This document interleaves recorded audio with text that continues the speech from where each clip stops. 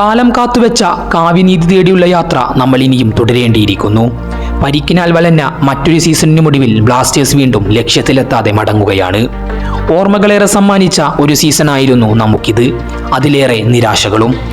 ഒന്നിനു പുറകെ ഒന്നായി വെല്ലുവിളികൾ നമുക്ക് മുന്നിൽ അവതരിച്ചപ്പോൾ അതിനെയെല്ലാം തരണം ചെയ്തുകൊണ്ട് തന്നെയായിരുന്നു നമ്മുടെ ഈ പ്ലേ ഓഫ് യാത്ര. ഒഡീഷ എന്ന വെല്ലുവിളിയെ നമുക്ക് മറികടക്കാവുന്നത് തന്നെ ഉണ്ടായിരുന്നുള്ളൂ. അവിടെയും നമ്മളെ തളർത്തിയത് പരിക്കുകൾ തന്നെയല്ലേ. സീസണിലെ ആദ്യ വിദേശ താരമായി സൈൻ ചെയ്ത ജോഷുവ സൊട്ടീരിയോയിൽ തുടങ്ങി ടീമിന്റെ തേർഡ് ഗോൾ കീപ്പറായി വന്ന് മികച്ച പ്രകടനം പുറത്തെടുത്ത ലാറ ശർമ്മ വരെ എത്തി നിൽക്കുന്നു ആ പരിക്കുകളുടെ കഥ. സ്വപ്നതുല്യമായ രീതിയിൽ സീസണിന് തുടക്കം കുറിച്ച ബ്ലാസ്റ്റേഴ്സ് ആദ്യഘട്ടം പിന്നിട്ടപ്പോൾ ഒരു സ്വപ്നകുതിപ്പ് പോലെ ലീഗിന്റെ തലപ്പത്ത് തന്നെയായിരുന്നു നിലകൊണ്ടിരുന്നത്. പക്ഷേ അപ്പോഴേക്കും നമുക്ക് പകുതി താരങ്ങളെ നഷ്ടമായിരുന്നു. കഥ മറ്റൊരു വഴിത്തിരിവിലേക്കുള്ള യാത്രയിലായിരുന്നു. ആ കഥയുടെ അവസാനം നമ്മൾ നിരാശയോടെ മടങ്ങുകയാണ്. 10 വർഷം പിന്നിട്ട ISL-ൽ വലിയ അവകാശവാദങ്ങൾ ഉന്നയിക്കാതെ. പക്ഷേ ഈ യാത്ര, ഈ കഥ ഇവിടെ അവസാനിക്കുന്നതല്ല. പോകുവാൻ ഇനിയും ഒരുപാട് ദൂരമുണ്ട് നമുക്ക്. സൂര്യൻ അസ്തമിക്കും, അതിനുശേഷം വീണ്ടും ഉദിക്കും.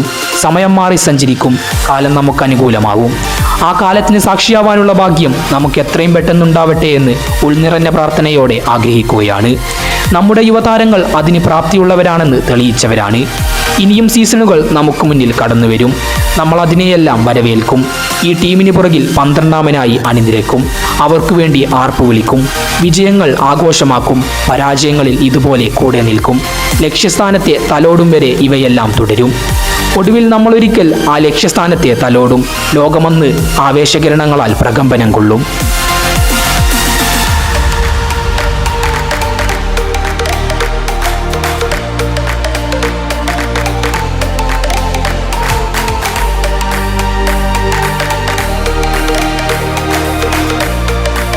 നമ്മൾ ആ സുവർണതയെ തലോടുമ്പോൾ ആ നിമിഷങ്ങളെ പൂർണ്ണതയിലാക്കാൻ നമ്മുടെ ഇവാനാശാനും കൂടെ ഉണ്ടാവണമെന്ന് ആഗ്രഹിച്ചു പോവുകയാണ്.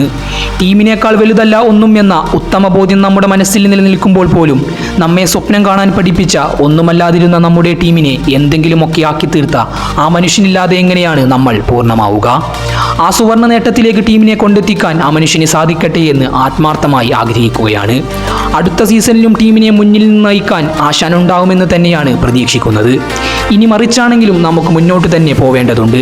കാരണം നമ്മുടെ ലക്ഷ്യങ്ങൾ വലുതാണ്. ഒരിക്കൽ കൂടി എല്ലാവർക്കും 1000 നന്ദി. ഒരുപാട് നല്ല ഓർമ്മകൾ സമ്മാനിച്ചതിന്. ടീമിനായി ആത്മാർത്ഥതയോടെ കളിച്ച, ആത്മാർത്ഥമായി പ്രയത്നിച്ച എല്ലാ താരങ്ങളെയും എല്ലാ സ്റ്റാഫുകളെയും ഈ അവസരത്തിൽ ഓർത്തു പോവുകയാണ്. നമുക്കിനിയും ഒരുപാട് മുന്നോട്ട് പോവേണ്ടതുണ്ട്. ലക്ഷ്യസ്ഥാനം തലോടേണ്ടതുണ്ട്. സ്വപ്ന സാക്ഷാത്കാരം നടത്തേണ്ടതുണ്ട്. അവിസ്മരണീയമായ ഈ 10 വർഷങ്ങൾക്കിടയിൽ നേട്ടങ്ങളൊന്നും കാര്യമായി അവകാശപ്പെടാനില്ലെങ്കിലും ഞങ്ങൾ പ്രതീക്ഷയോടെ കാത്തിരിക്കുകയാണ്. ഞങ്ങൾക്കായി ഉദിക്കാനൊരുങ്ങുന്ന നല്ലൊരു പുലരിയെയും കാത്ത്.